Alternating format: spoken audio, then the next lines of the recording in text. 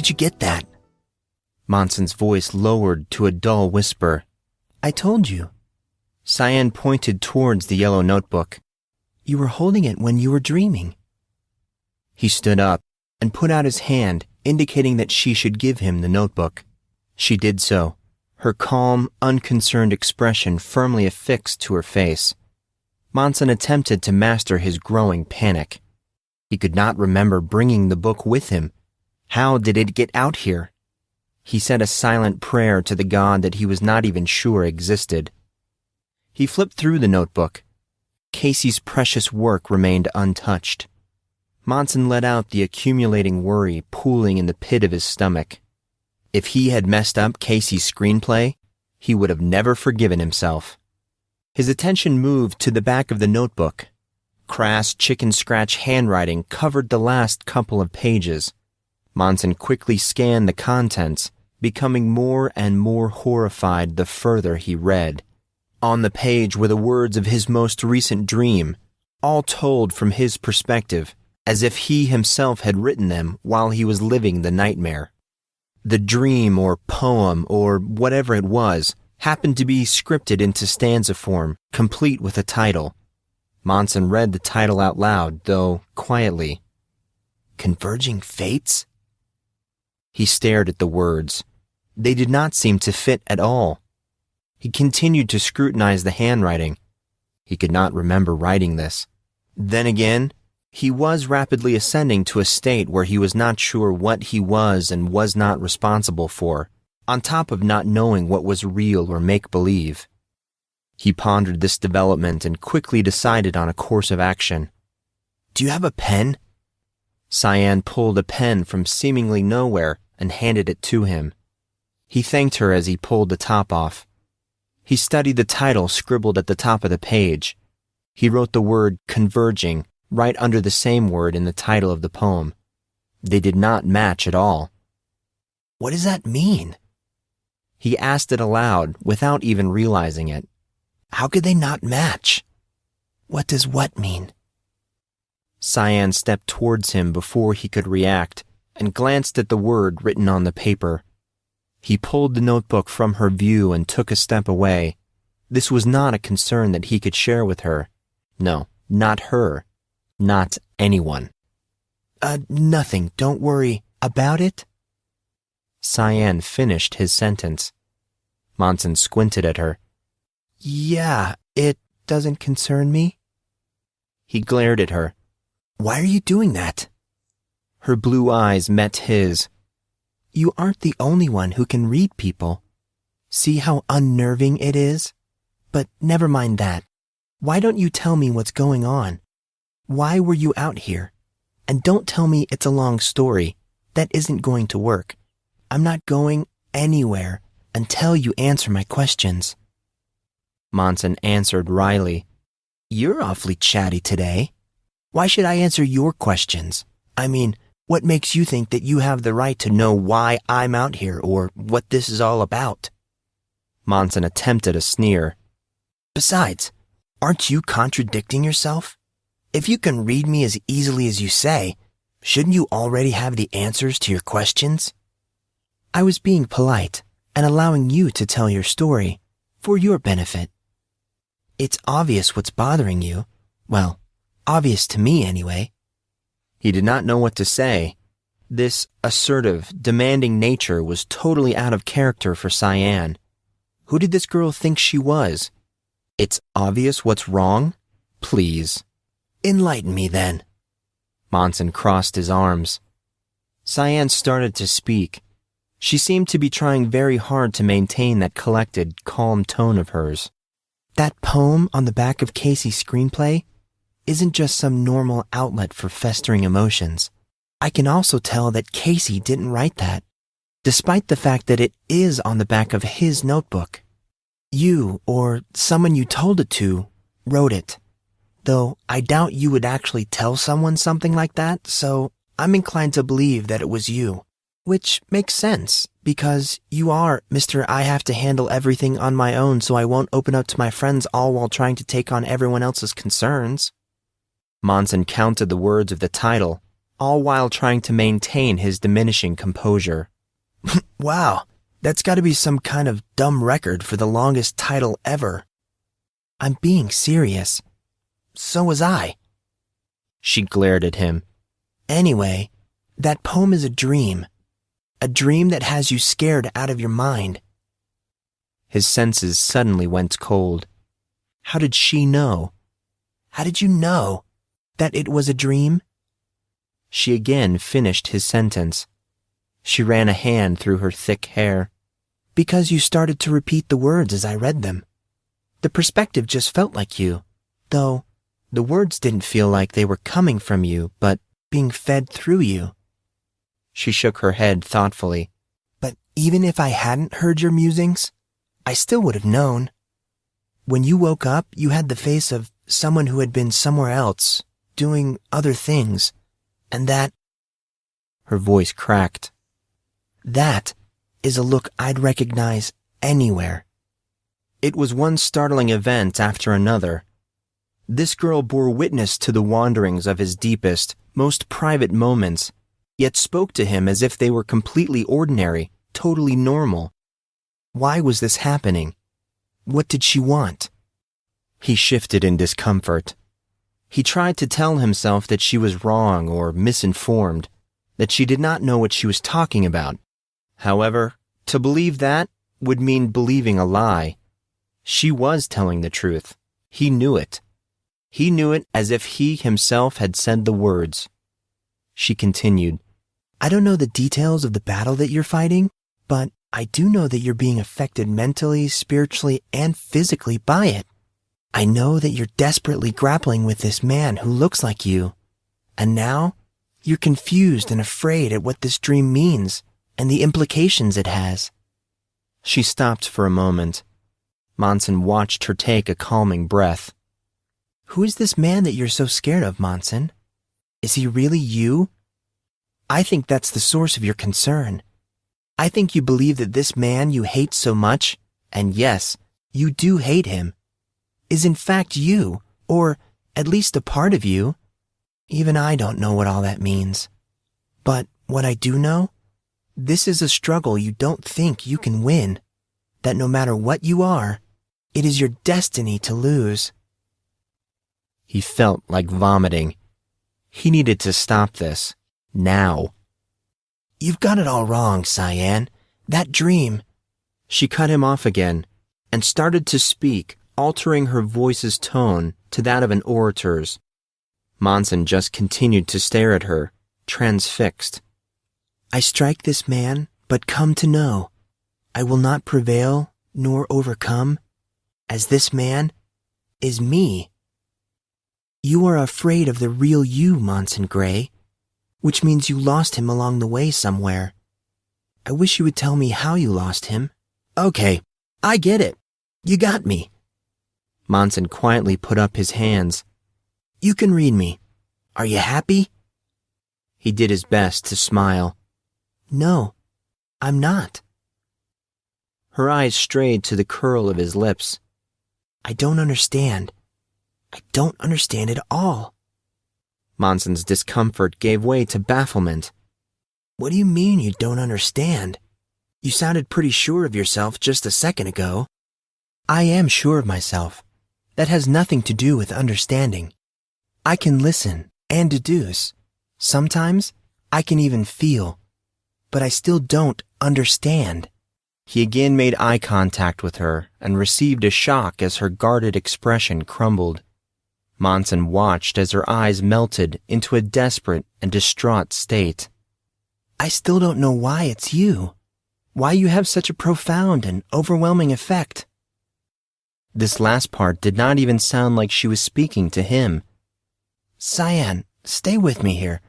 You aren't making any sense. What is it about me you don't understand? Why? Why you act the way you do? Why you pretend to be fine when you obviously aren't? What are you talking about? I'm not acting like I'm okay. I'm obviously, yes. Cyan again interrupted him, her tone forceful. Right now, you're showing something of the terror that you've experienced, But what about day in and day out? I've watched you, you know. Why aren't you angry or hateful? How can you laugh and joke as if nothing happened? How can you sit and tell people to smile, taking on their concerns and problems, when you have so many of your own? Monson hesitated as a realization of overwhelming magnitude split his consciousness. This inquiry and concern was not about him. It was about her. What happened to you, Cyan? What do you mean? He could feel her tone, could feel the emotion in her voice. He may have caught her off guard, but only slightly. He took a step towards her. Just what I said. I think we stopped talking about me a while ago. You asked me why I wasn't angry or hateful. And I'm asking you, why are you angry and hateful? Why can't you smile or laugh, Cyan? What is it that you're running from? Don't try and turn this around. We are talking about you right now. I am trying to understand you. He sighed and turned his back to her. Someone who demands honesty but won't provide it is the worst kind of hypocrite, Cyan. He laughed at the irony in his own words. Not that I'm one to talk. He refocused on her. The truth is, even if you wanted to understand me, you can't. Why? Her one-word reply drove into him like an ice pick. Because I don't even understand myself. I'm a broken vessel, Miss Harrison. A shadowy figment of a person who once was Monson Grey, but now it is something else. This new Monson sees and hears things that both disturb and shake him. Screaming voices, bloodied and mangled bodies, ungodly noises that assault him in his sleep and quiet moments, making him dangerous and unstable. He doesn't know if these are memories, his imagination, or some combination of the two. But regardless, they still hold the key to your misconception, your lack of understanding. You can't understand him, me, because there is nothing there for you to understand. I'm like a car without a motor, a computer without a hard drive. All that remains in this shell of a person are plot lines for future Scott Sigler books. The Monson Grey that stands before you is empty, Cyan.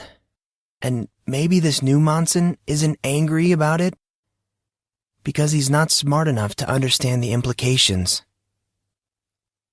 Monson's gaze turned skyward, his face accepting a dull blast of scented wind.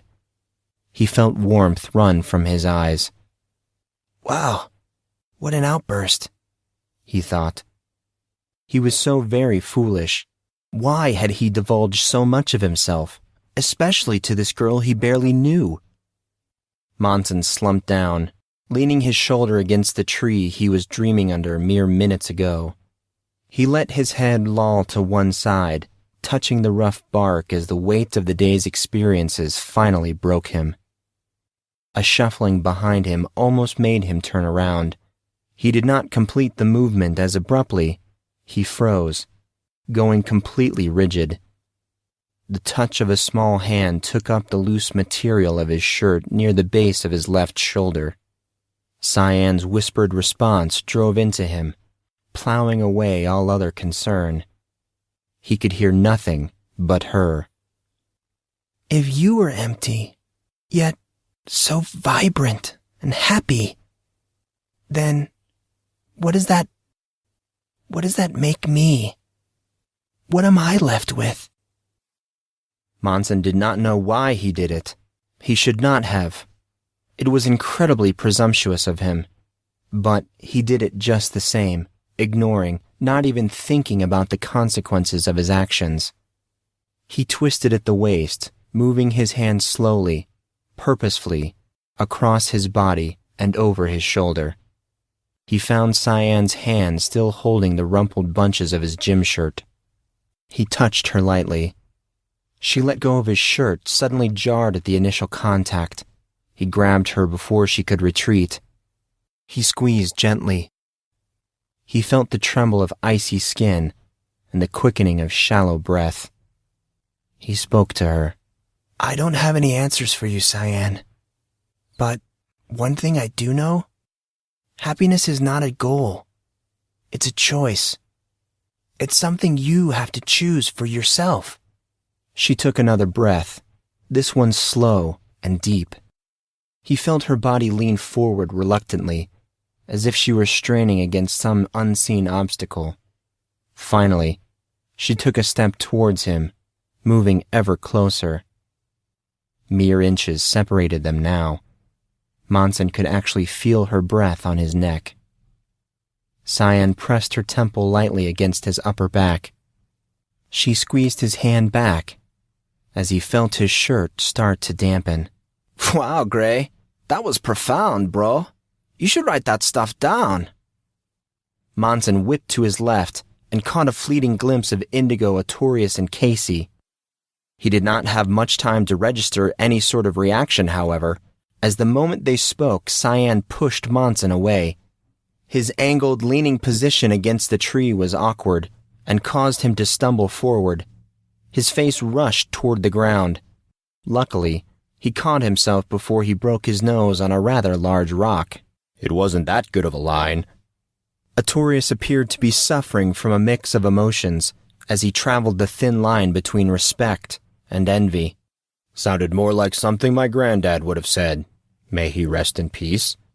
I didn't know your grandfather died. How sad. Anyway, you two have no style at all. Girls love that kind of stuff. That was a total Edward line. Who's Edward? Indigo rolled her eyes. Edward Collin. Casey and Artorius gave each other vacant looks. Indigo sighed deeply. No wonder you guys have no game. I'd wondered about that because you're actually pretty cute, Casey. At these words, Artorius gave Casey a spiteful look. Casey ignored him and spoke to Indigo. What are you talking about? I'm way smoother than Grey. I think my sister's actions would indicate otherwise. Casey posed dramatically. I'll prove it.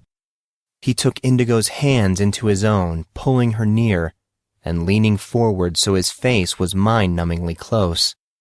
He smiled suavely, giving her a full blast of his supposed charm.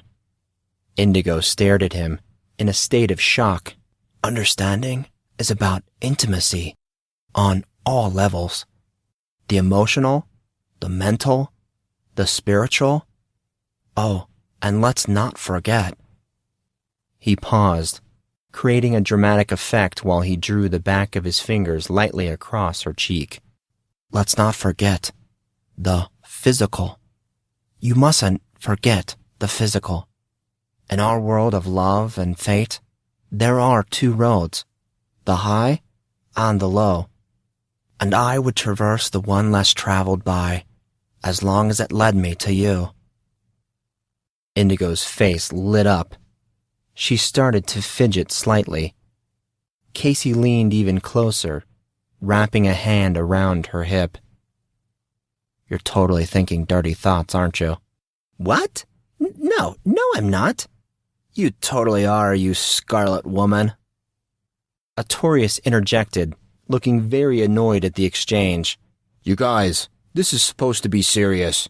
We're really upset with Cyan and Monson. They left us.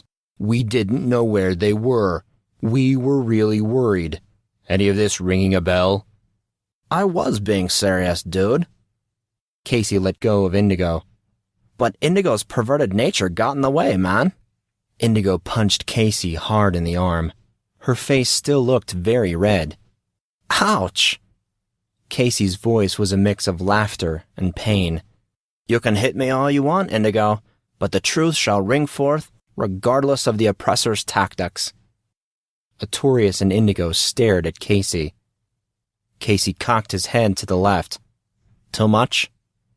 Indigo giggled, the red color finally starting to drain from her face.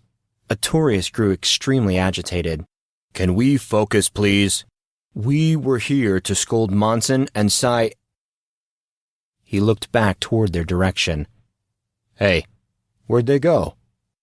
Casey and Indigo followed Artorius's lead, looking around for Monson and Cyan. It was in vain. They were both gone. No way. No one can move that quietly. Artorius shook his head in a resigned sort of way. You should never say never when Grey's involved.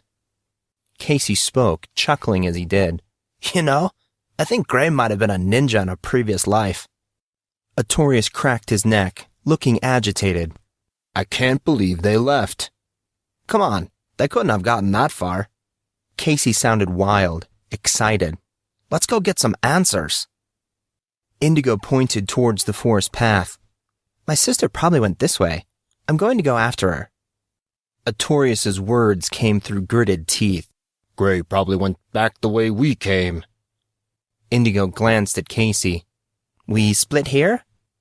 It would appear that way. Indigo shot each of them a wink. Don't get lost, losers. Casey acknowledged her with a slight wave of the hand. Gotcha. We'll check you later, little Harrison. They each left and proceeded to go their separate ways.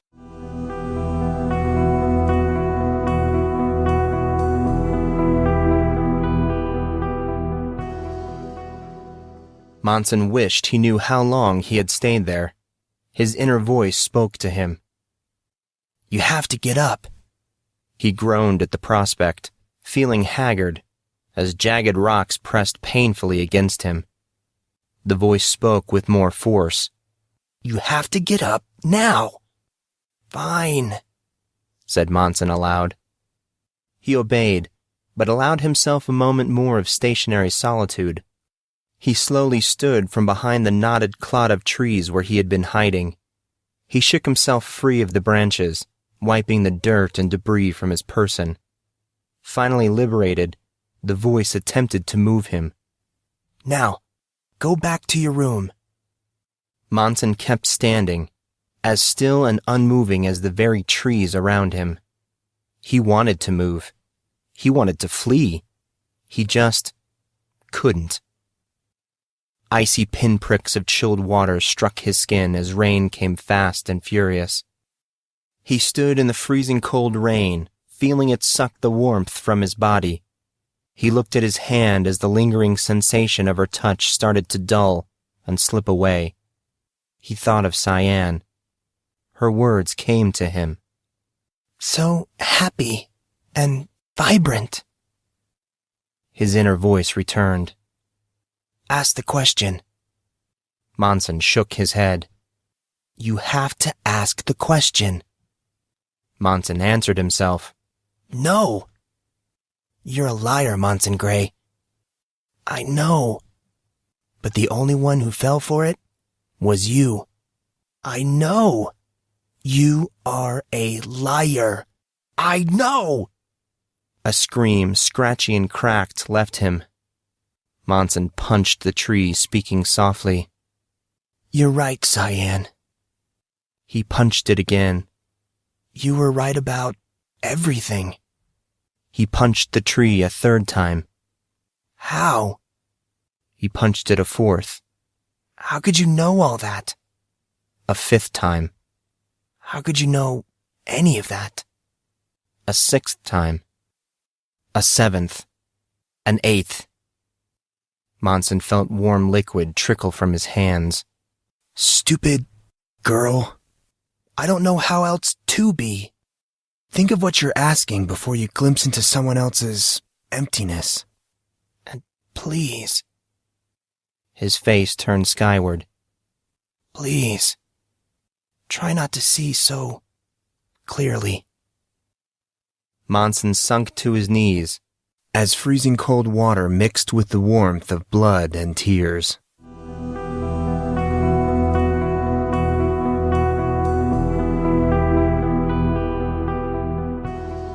Grey, you are so dead. Casey and Artorius burst through Monson's bedroom door.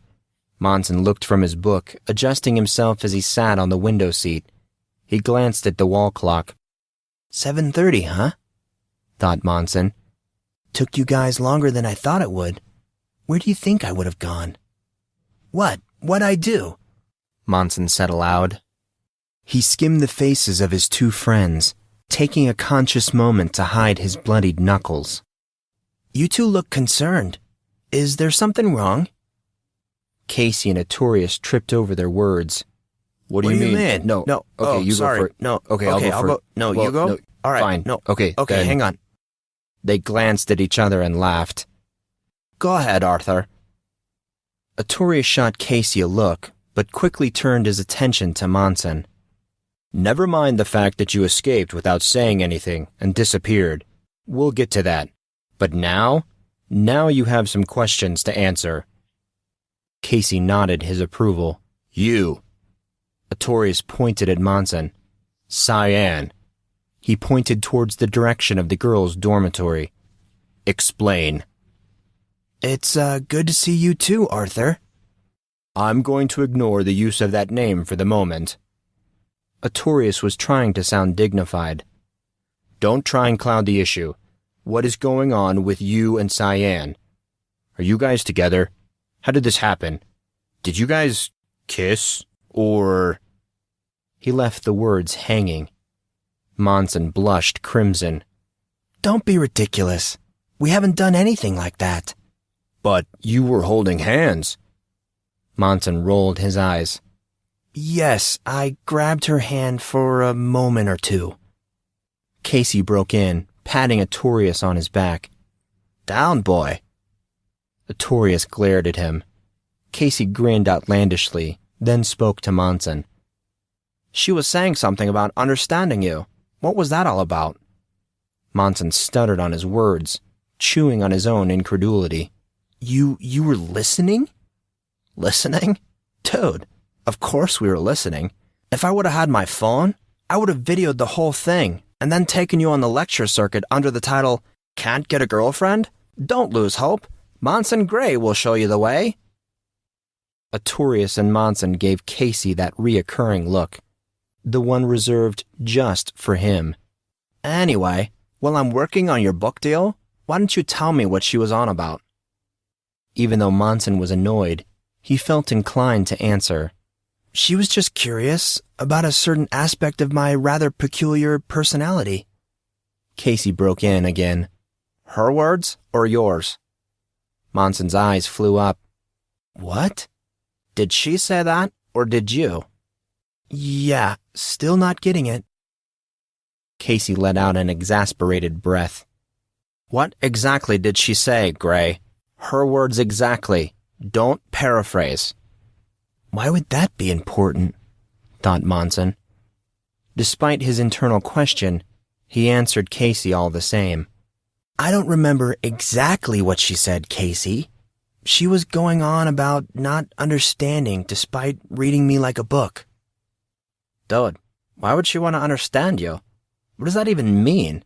Did she explain herself? Monson shrugged his shoulders, throwing up his hands. You got me. Interesting.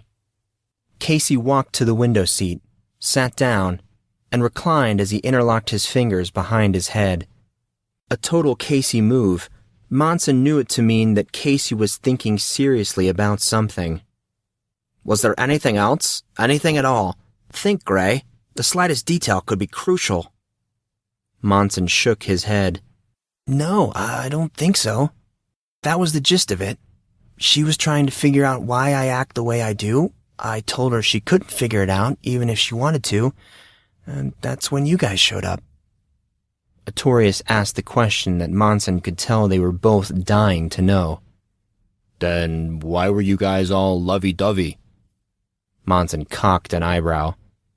Lovey-dovey? Don't raise your eyebrow at me, Grey. This is serious stuff. And yes, lovey-dovey. It's the only word I could think of. You were holding hands, Grey, with Cyan Harrison. Do you know what that means? Nope, not a clue. It means that Cyan could be your girlfriend. Is that it, Grey? Are you guys hooking up? Casey asked this as if it were the most natural thing. Man, where's the bubbly when you need it? Casey, Arthur, calm down. Monson did his best to keep his tone level. You're misunderstanding. Okay, yes, I grabbed her hand and she leaned on me a bit. But it wasn't like that. She's not like that. She's, hurting. It was just, well, you see, we were... Casey and Artorius were hanging on his every word. What, Grey? It's just... She's a huge soap opera fan. We were acting out a very popular scene from Days of Our Lives. I gotta say, that Beau, he's the man. I'm telling you what. Grey? A knock on the door stopped Artorius and Casey from beating Monson senseless. Come in. Brian entered the room, but Casey interrupted him before he could even start speaking. Sorry, Bry Guy, you can't have him. Casey looked at Monson meaningfully. We're trying to pry some answers out of our dear Horenbeer here. This is a matter of life and death. You understand, bro? Brian bowed towards Casey, smiling gently.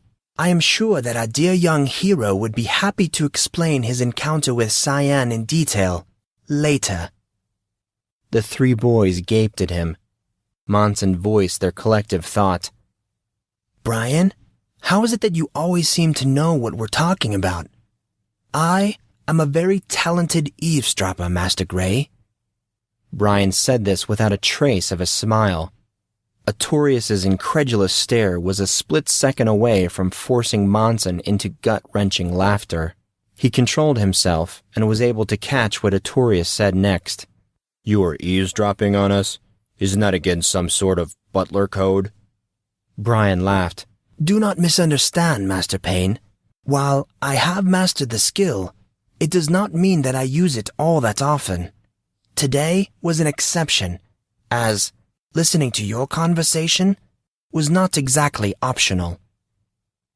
Brian glanced around at the boys, taking in their confused faces. He laughed again. What I mean is, I am quite sure most of the people in the building heard your conversation, considering how loud your voices were.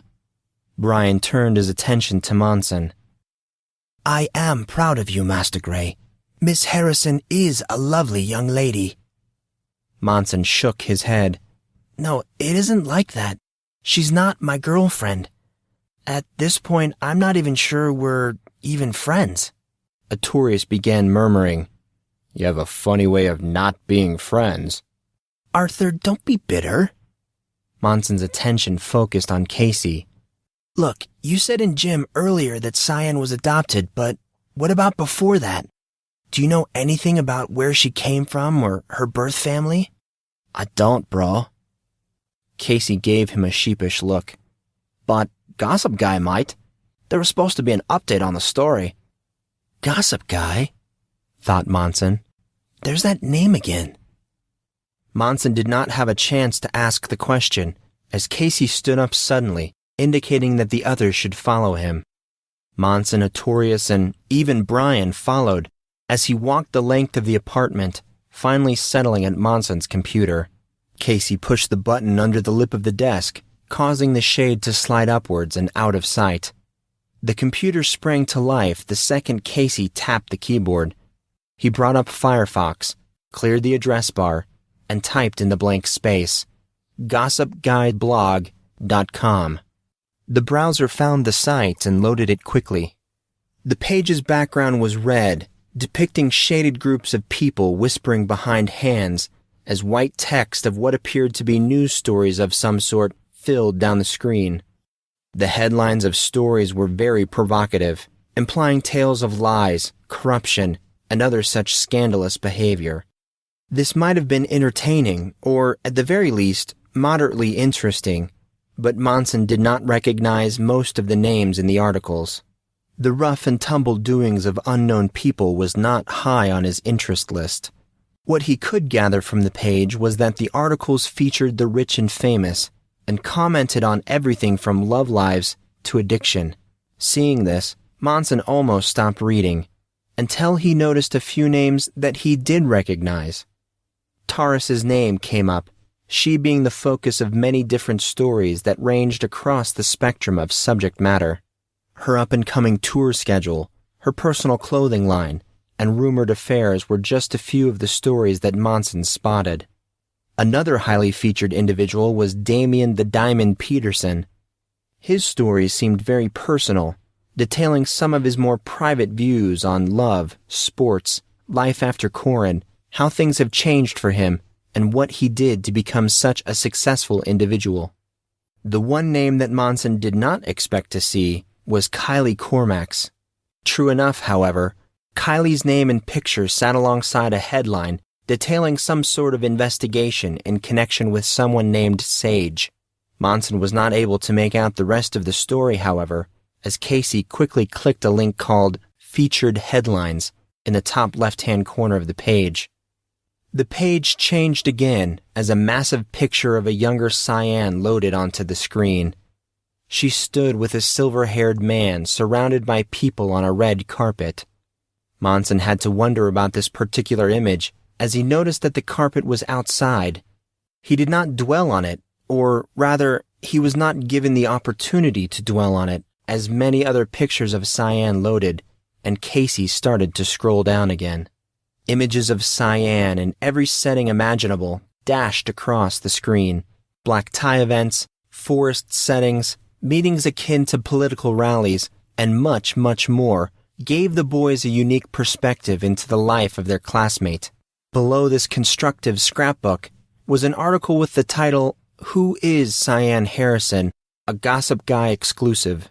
Monson turned to Casey, a lightning bolt of realization striking him abruptly. This is how you knew all that stuff about Cyan, isn't it? Casey's face became very guilty. Yeah, I've been trying to figure out who her fencing master was. She's so talented, and yet I've never heard of her. It was a lot harder to find information on her than I thought. Luckily, Gossip Guy came through. I don't understand how that's possible. If she was as high profile as you say she was, how could you have not heard of her? You're from a family of high rollers. Casey's answer sounded distinctly uncomfortable. Dude, I was like 12 when all this happened, Grey, and it was right around the time that he and Kylie had their falling out. Artorius finished the sentence. He was pretty much useless after that. Monson's curiosity flared again at the mention of Kylie's name. He did his best to control himself. He had to focus and find out what he could. What about you, Artorius? Did you hear anything about Cyan before this year? Artorius shook his head. No, though that's more from me being inattentive than anything. Her adoptive mother is quite a bit younger than her dad. It's his second wife. The first passed away some time ago. Cyan's mom, her dad's second wife, was actually a pretty big fashion model. She worked with my mom quite a bit. Small world, huh? Yeah, small world. Master Grey. The three boys' attention focused on Brian. Yeah, Brian? What is it about Miss Harrison's early past that has you so intrigued? That's a good question. Monson watched intently as Casey moved to the second page of Cyan's article. I don't know. I'd like to know where she came from before she was. Monson trailed off, not finishing his thought. Master Grey? Monson did not hear Brian's voice. Monson could not hear Brian's voice. The information that was now flowing from the high-definition flat screen, through his eyes, up his optical nerves, and into his brain caused his mental functions to sputter, cough, and eventually stall. His eyes followed a small streaming banner across the bottom of the page. The tiny scrolling title read, Marcus Grey and the Horror of Bardi Bridge. You've been listening to the podcast-only novel of The House of Grey by Collin Earl. For more news, information, and updates, please visit houseofgreybook.com. Music by Figure of Fiends. Visit the band at myspace.com/Figure of Fiends. Cover art for The House of Grey provided by James Thane. More information at thayn.net.